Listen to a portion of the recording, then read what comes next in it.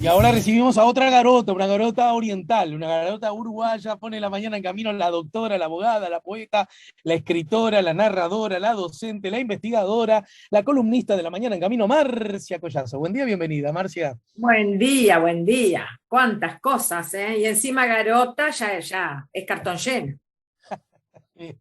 ¿Cómo te llevas con la cultura del Brasil? Bueno, hablar de la cultura del Brasil es exagerado porque hay eh, cientos de culturas, ¿no? En Sí, sí, muy semejante bien. país Me llevo muy continente. bien, sí, es extraordinario Brasil, verdaderamente. Y con Vinicius en particular, a quien recién escuchábamos. También, porque sabés que Vinicius escribió cuentos, es una faceta poco conocida. Sí, sí, sí. Y además con Y un muy fuerte vínculo con nuestro país y con Montevideo y Punta del Este en particular, ¿no? sí, cómo no, muy cierto. Y leí uno de sus cuentos siendo yo muy niña todavía, o sea, no me acuerdo qué edad tenía, pero era niña. Y me conmovió, era impresionante el cuento. Y hablaba mucho de la pobreza en Brasil. Bien.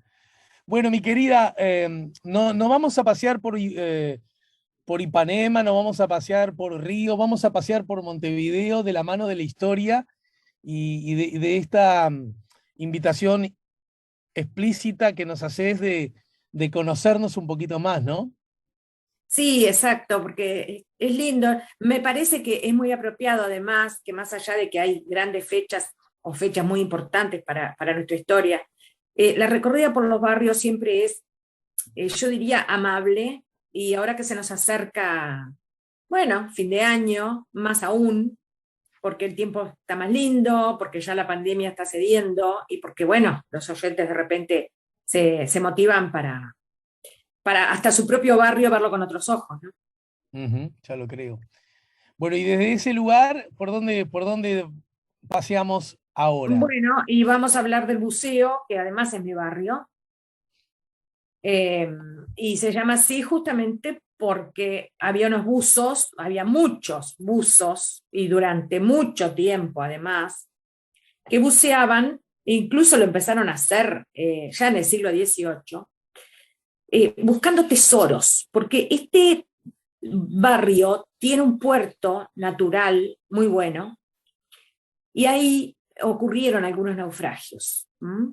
Incluso, te digo, la zona se llamó Buceo de la Luz, en realidad, a partir de 1752, precisamente porque había naufragado el barco Nuestra Señora de la Luz. ¿M? Ajá.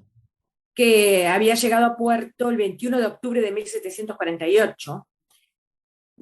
Era un navío de guerra, clasificado oficialmente de guerra, pero escondía secretos. ¿Eh?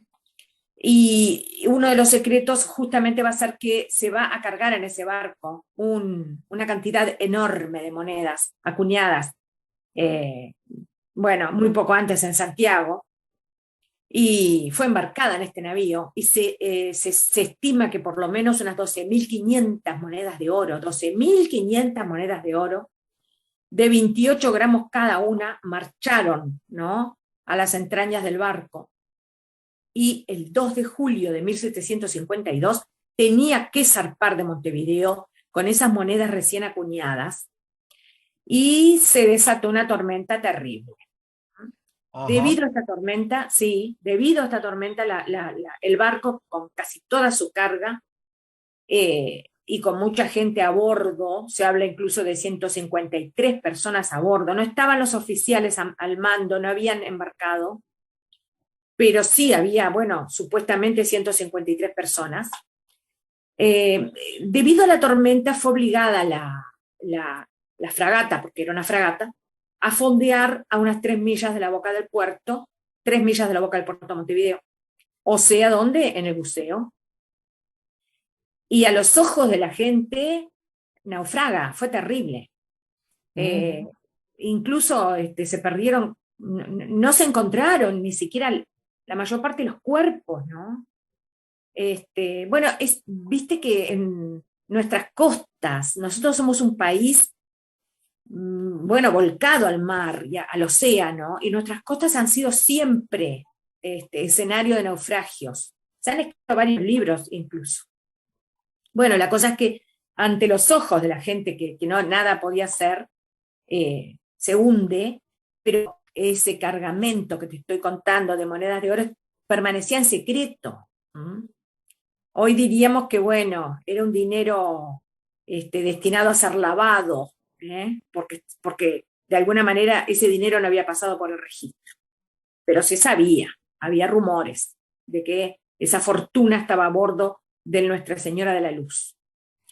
Bueno, te imaginarás que el naufragio fue intensamente buscado durante meses a partir de que se hunde. Claro. Y el 29 de noviembre de 1752, o sea, unos 5 meses después, se logra llegar a la bodega del navío.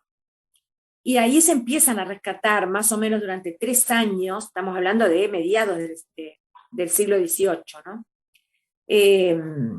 Se empiezan a rescatar hasta casi el 90% de la carga declarada. Yo esto lo quiero recalcar. De la carga declarada, que no incluía el embarque secreto de las 12.500 monedas de oro. Por lo tanto, ahora se comprenderá mejor, porque seguramente muchos oyentes han escuchado hablar del barco Nuestra Señora de la Luz, se comprenderá mejor por qué durante, bueno, muchísimo tiempo se va a seguir buscando este tesoro. En ese momento se va a seguir buscando a lo largo de 30 años, o sea que estamos hablando ya de fines del siglo XVIII y todavía se está buscando, pero después también, y entre nosotros, hasta hace muy poquito tiempo, ¿no? Creo que era Rubén Collado el que estaba buscando el mítico tesoro de Nuestra Señora de la Luz. Porque además, uno se podría preguntar, bueno, pero ¿existieron esas monedas de oro o no? Sí, por supuesto que existieron, y a lo largo de esos primeros 30 años había muchos buzos que salían, que se metían y salían con monedas de oro en la boca. Y lo hacían en el mayor secreto ellos también. O sea, gente que vivía de bucear y rescatar una moneda de oro, y con esa sola moneda de oro vivían durante mucho tiempo hasta que volvían a hacerlo. Y el secreto se transmitía de padres a hijos. Todo en la zona del buceo. Pero claro, 12.500 son muchas, por eso es que Rubén Collado, bueno, hasta hace bien poco, se dedicó y encontró muchas, por supuesto. Empiezan a salir ¿La entonces. fecha del naufragio? 1752, julio. Empieza a salir de todo, les decía, además de monedas de oro, salen monedas de plata, salen joyas, salen objetos personales, hasta que la extracción se va haciendo más y más peligrosa porque, bueno, el barco también va quedando cubierto de arenas por el paso del tiempo y de las corrientes. Además no había medios, no había tecnología suficiente como para acometer esa empresa, ¿no? Rubén Collado seguramente contaba con tecnología muy, muy avanzada, pero ya estamos hablando de fines del siglo XX, ¿no? Bueno, a su vez, esto es entonces un primer mojón que va a caracterizar al barrio Buceo desde sus comienzos muy lejanos, cuando todavía no existía el barrio. Existían nada más que inmensos arenales que morían en el mar. El camino de la calle Rivera era un trillo de carretas ocasional. El único camino importante era el que hoy es Avenida Italia, que se llamaba Camino Aldea. El camino que hoy es Rivera se llamaba el Camino del Cristo y no se extendía demasiado tampoco. Pero bueno, a su vez van a pasar otras cosas, ¿verdad? En el buceo, cosas que van a integrar la imaginación popular. Por ejemplo, te estoy hablando de las invasiones inglesas, nada menos. Porque la ofensiva inglesa contra Montevideo justamente se verifica desde el puerto del Buceo. No iban a ir hasta Montevideo porque no podían llegar. Porque ahí estaba la contraofensiva, ¿no? de la Armada Naval de Montevideo, que era modesta, pero no tan modesta. Ajá. Siempre fue bastante buena. El apostadero naval español de Montevideo era bastante bueno. Así que el 15 de enero de 1807 se inicia esta ofensiva inglesa y llegan, pero yo me imagino lo que habrá sido el panorama, llega una flota de guerra de 100 barcos ingleses que van a desembarcar en el Buceo. Y desde ahí a pie se dirigen los batallones a sitiar las murallas de Montevideo. O sea, mirá la historia que tiene este barrio, ¿no? Pero todavía falta lo que, si se quiere, es lo más conocido, que es la Guerra Grande. Es decir, Claro. a partir de 1843, porque la Guerra Grande empezó en 1839, pero a partir de 1843 se establece, no en el puerto, pero sí en el Cerrito, el gobierno de Manuel Oribe. Montevideo llegó a tener entonces dos gobiernos, una cosa muy peculiar, muy propia además de ese momento de caos y de guerra, porque claro, Manuel Oribe había sido depuesto por una revolución, por una guerra civil liderada por Rivera, se va a Argentina, busca la protección de Rosas, de Juan Manuel de Rosas, y vuelve en 1843, y le pone sitio a Montevideo desde el Cerrito, que claro, en aquel momento el panorama desde el Cerrito era privilegiado. Todavía lo es, así que hay que imaginar lo que serían entonces.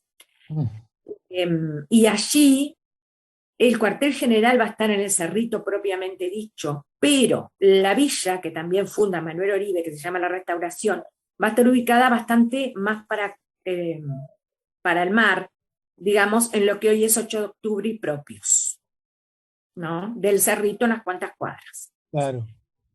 Pero, claro, el buceo va a tener su importancia durante este gobierno blanco de Oribe, porque allí él establece su puerto, el puerto de su gobierno y la aduana de su gobierno. Por eso tenemos ahí todavía el edificio de la aduana de Oribe, que tuvo un movimiento muy intenso de barcos y de comercio, ¿no?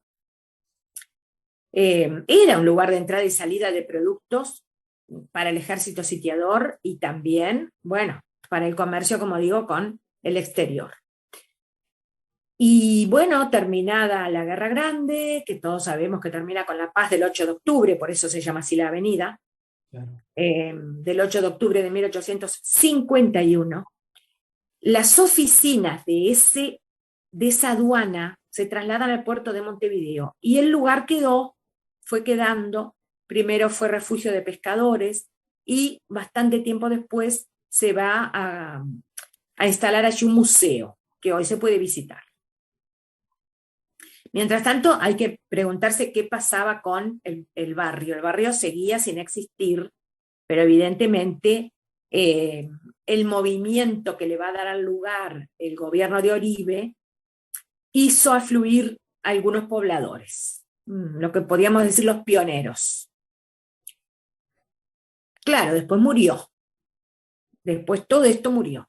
Se retira ese gobierno, queda así la Villa de la Restauración, pero también empieza a decaer.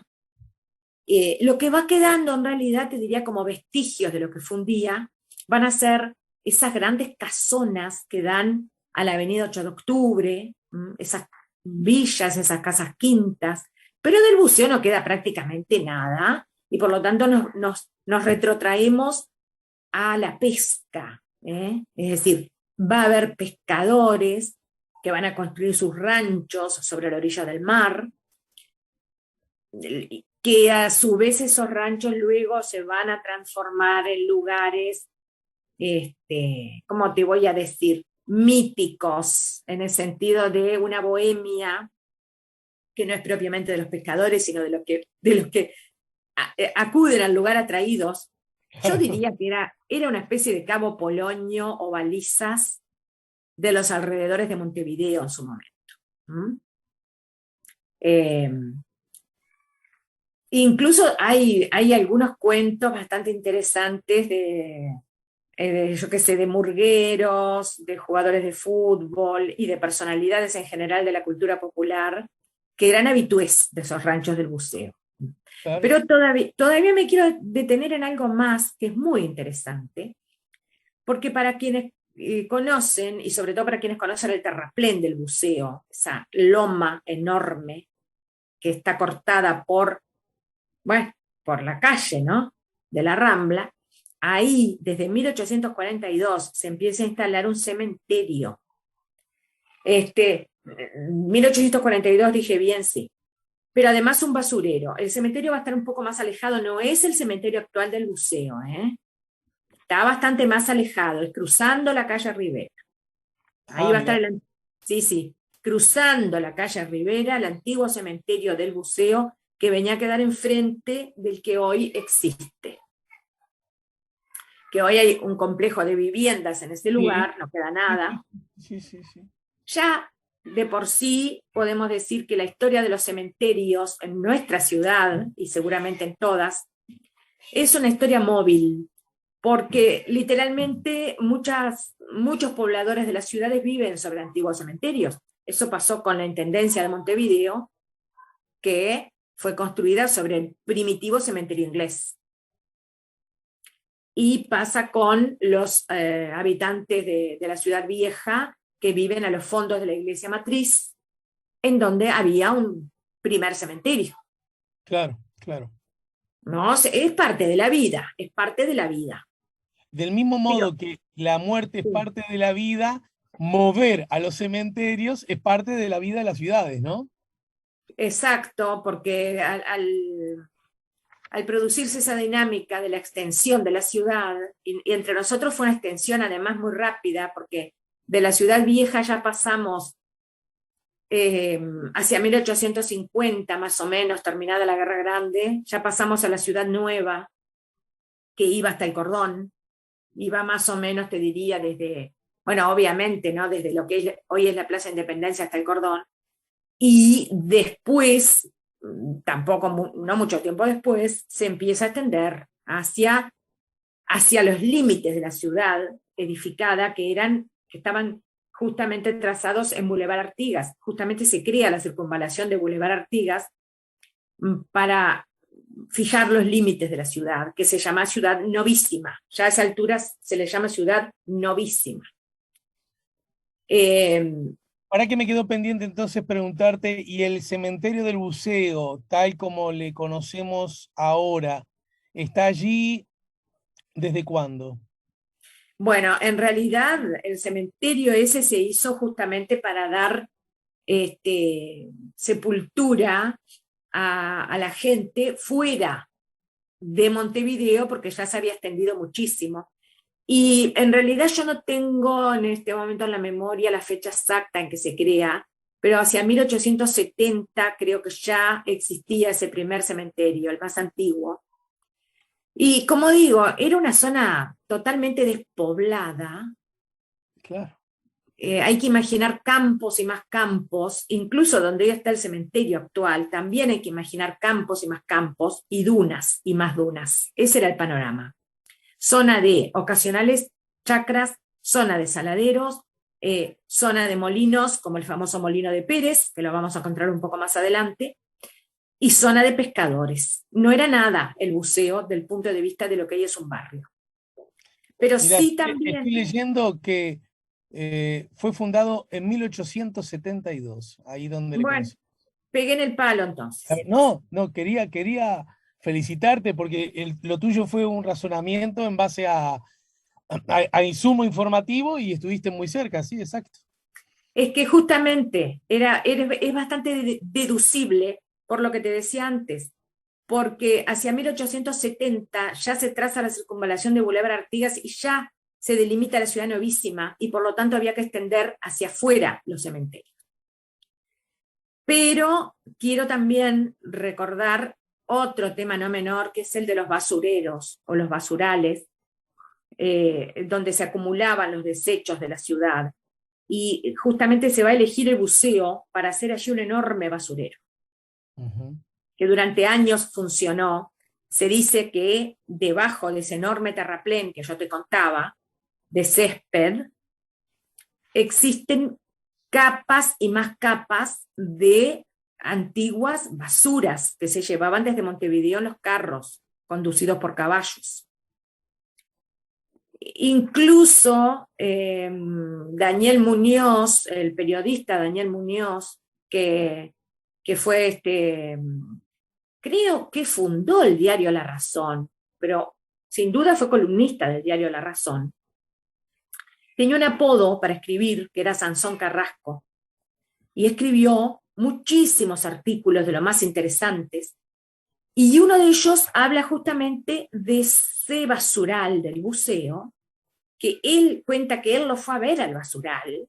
Es como si dijéramos que hoy vamos a, yo qué sé, no sé, a cualquier lugar de las afueras de Montevideo, pero muy lejos, más allá de ¿Sí? Sayago, para hacernos una idea. Y dice que después que se hizo el terraplén, en época de lluvias, de intensas lluvias, salían todavía a la luz, a flor de tierra, restos de vajilla y otros materiales no perecederos que venían de ese basurero. Además se sacó, mira, el terraplén tenía que haber sido mucho más grande, porque se sacó gran parte de esa basura para relleno de pantanos en las calles más transitadas. ¿Sabés que Daniel Muñoz, junto a Manuel B. Otero, fundó el diario La Razón en 1878? Bien. Ah, Por eso. está haciendo goles de todos colores, profe, ¿eh? Bueno, no, la memoria es la memoria, pero sí, yo tenía claro que por lo menos había sido columnista y me parecía que también había sido fundador. Ujú. Bueno, realmente este basurero funcionó durante mucho tiempo hasta que fue quedando, como digo, en desuso, y se fueron incluso trasladando restos para rellenar zonas pantanosas. Pero hay otra cosa más que yo quisiera decir, yo no sé cómo andamos de tiempo, Ale. Estamos ya casi en el final. Ah, Bueno, entonces para el final nos vamos a reservar. dale. Nos quedaría hablar de los ranchos del buceo, Ah, porque sí, porque tengo algún que otro personaje de la cultura popular muy pintoresco para decirles algo, pero por lo menos quiero hablarles del cabaret El Morisco, o cabaret Morisco, que es justamente ese edificio singular que hoy es museo oceanográfico. claro.